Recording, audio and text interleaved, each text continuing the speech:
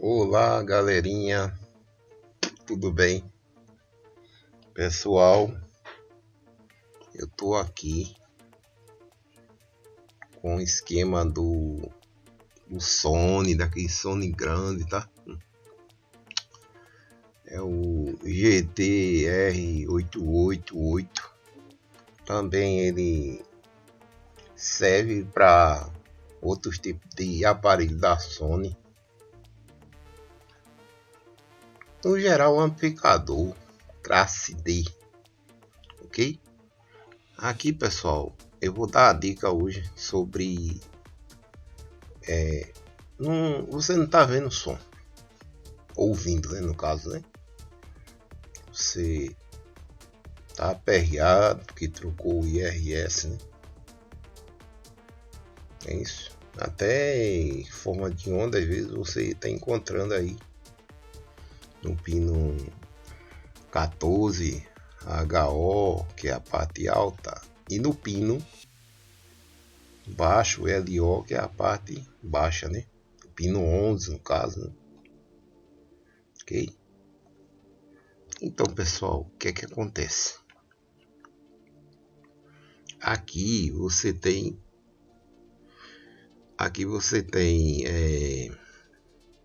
o nosso pré-amplificador Ampiop, que manda sinal aqui, ó, um sinalzinho aqui para o pino 3, né?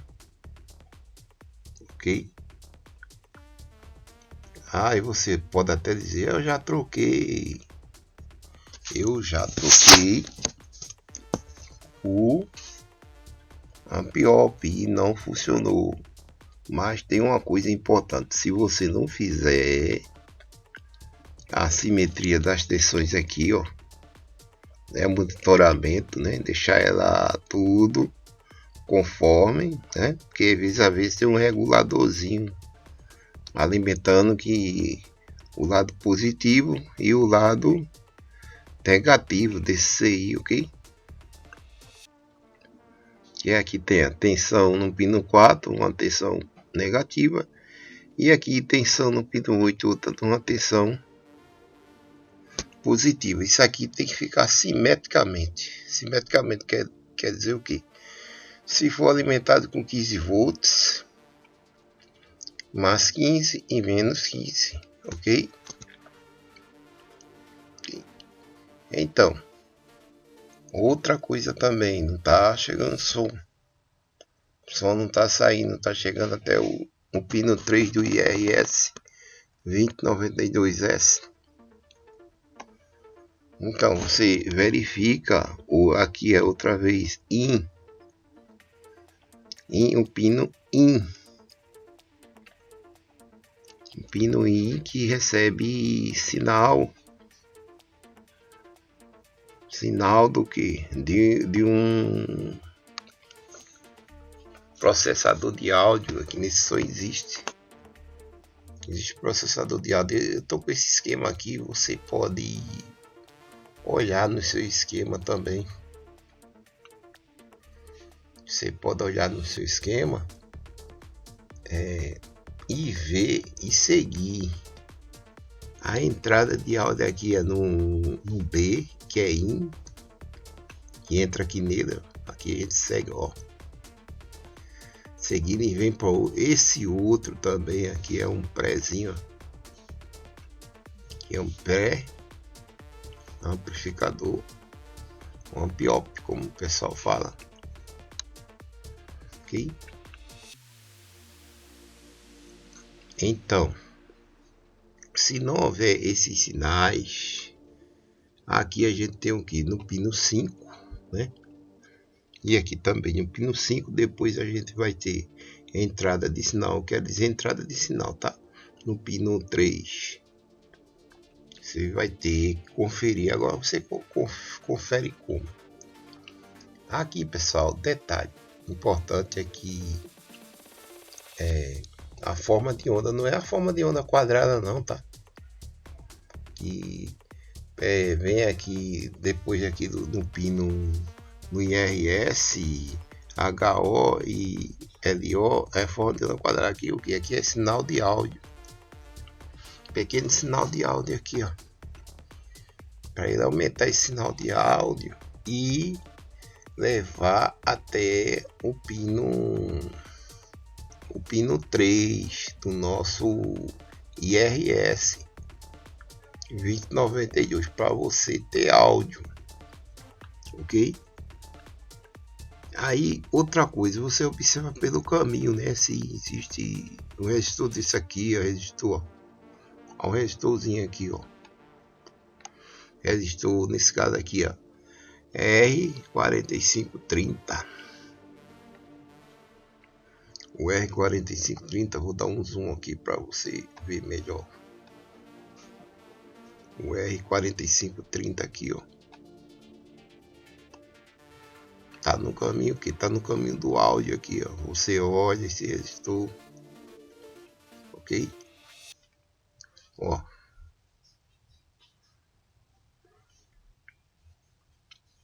olha esse resistor. Porque olhar esse resistor, esse resistor aqui é bem importante, junto com R45 e R39, que ele é um divisorzinho, né? Ele não vai deixar passar acima desse, tá aqui espico, né? Isso aqui é bem importante, né? Não vai dar ele, você às vezes tem um som aí que tá fazendo um boom, bom, você vai trocar, às vezes vai trocar pré-amplificador, vai trocar até, teve caso mesmo que teve pessoa que trocou até o processador de som e não entendeu por quê o som tava dando às vezes um estalo. E eu já vi casos aqui onde próximo a mim, agora não foi nessa data de hoje, não, já foi no passado, que eu lembro que teve pessoas que condenou o som, já pensou? Depois de ter trocado até o painel com a chave de volume, com um processador de áudio, chegou a condenar o som. Por quê? Porque esse divisor aqui estava errado, ó. Esse divisor, como é que você soube disso? Porque o som chegou até mim.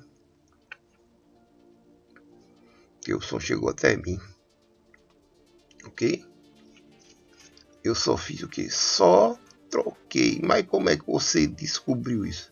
Pessoal, muito simples. Só basta você ter um injetor de sinal. Você vai, envia o sinal, envia e vê onde é que está. Onde é que está o que está acontecendo uma deficiência nesse sinal. Chegando aqui, esse sinal ele aumentava aqui, ele ficava, eu vou dar uma linguagem mais simples, mal escalado, desproporcional, a forma de onda. Ela vinha e ficava desse jeito, ela dava um pico além quando chegava aqui, ó. Quando chegava aqui nessa parte aqui, ó. Como é que você vai entender? Você tem que olhar no osciloscópio, seu pesquisador de sinal aqui, ó. Entrar aqui no pino 7 aqui, tchan, passando por aqui, passa por aqui, ó. Aí quando chegava aqui, existia a deficiência. Então o que aconteceu? Medinho desses resistores aqui estava bem alterado e fazia um barulho, às vezes o som tocava. Ele até tocava, pessoal, não estava armando proteção. Mas só que quando existia um pico, quando você aumentava o volume, mas quando dava aquele pico, ele fazia uns tremidos, dava fazia um ruído, ou às vezes dava um pequeno chiado, mas como fosse ele estrendia. Aí então pude facilmente localizar o defeito. Estou dizendo assim facilmente quando a gente entende, quando a gente tem uma noção de como você vai fazer para pesquisar esse tipo de problema. Onde é que está tudo bem? o IRS tudo bem, o teu processador de sinal lá tá tudo bem, aí você vai atrás de o que agora vai estar atrás de que? De pelo em ovo, né? E não encontra o problema. Aí você usa a ferramenta, cara. Você usa a ferramenta que você tem. Você vê que tem um pesquisador de sinal, aí você não sabe usar. Bota uma frequênciazinha com a onda senoidal bem baixinha. Bem baixinha aí de 0,25, menos de 0,50. Muito menos do que isso. E vai fazer a pesquisa, cara. Vai fazer a pesquisa. Agora, faz essa pesquisa com ele. Dá para fazer com ele desligado. E bota e acompanha como é que tá o sinal aqui, ó. Vai fazer com ele desligado, tá? Você vai ter problema. Você acompanha o sinal, acompanha. Aqui dá para você fazer isso. Porque pode ter esse capacitor aqui com problema, né? Pode ter um moderador aqui, ó, com problema também. Aqui esse capacitor aqui é C4515, né? Vai ser um modificador aqui, ó, que agora não lembro o nome, ok? E ao certo, mas você vai conseguir ter êxito se você usar a sua ferramenta usar a sua ferramenta, a ferramenta que você tem. Agora tem um problema, você tem que saber usar essa ferramenta. Que certos defeitos você tem que ter conhecimento de pesquisa, olhar primeiro para o esquema, relaxar um pouco, tomar um cafezinho, alguma coisa, né? E relaxa, então dá uma volta no parque aí. Aí depois você volta pro problema, pensa. Agora vai no esquema, não vai logo em cima do aparelho e tal. E você vai se meter a consertar que você vai bagunçar ele. Vai bagunçar e não vai entender, principalmente agora, né, que a tecnologia está moderna e requer, né, recursos, né, que antes era bem simples, né, só bastava um multímetro na bancada, um multímetro analógico, às vezes com a escala de 1, às vezes arrebentada, né, que você resolvia muita coisa, mas agora não, pessoal, agora o coco é de roda, como se diz por aqui. Coco é de roda e você tem que estar por dentro de ferramentas sofisticadas, né? Na bancada agora não pode faltar o osciloscópio, né? Se faltar o osciloscópio, você não resolve o problema de som aí, ó. Você não resolve. Se faltar uma fonte aí, né? A fonte simétrica ou aquela fonte que tem, né, que você calibra a tensão, aumenta a tensão, você sabe qual é que eu estou falando. Também você às vezes não resolve certas coisas, você não vai saber se aquele teu aparelho às vezes tá bom, se faltar o teste, né? O teste para você botar na saída de um som desse do amplificador aí, ó. A resistência, aquela resistência enorme que tem às vezes, aí você não vai ter condição de, em determinado volume lá no alto, se você botar muitos caixas, pegar um amplificador grande e vai incomodar o vizinho, tá? Aí você não vai saber como é que tá a potência do som, né? Como é que tá o comportamento. Aí para isso você tem que ter equipamento, pessoal. Você tem que ter um mínimo de equipamento para resolver certo e BOzinho. E uma coisa importante, você tem que saber como o aparelho ele trabalha, porque senão não vai adiantar nada. Então, pessoal, é isso, ok? É isso aí.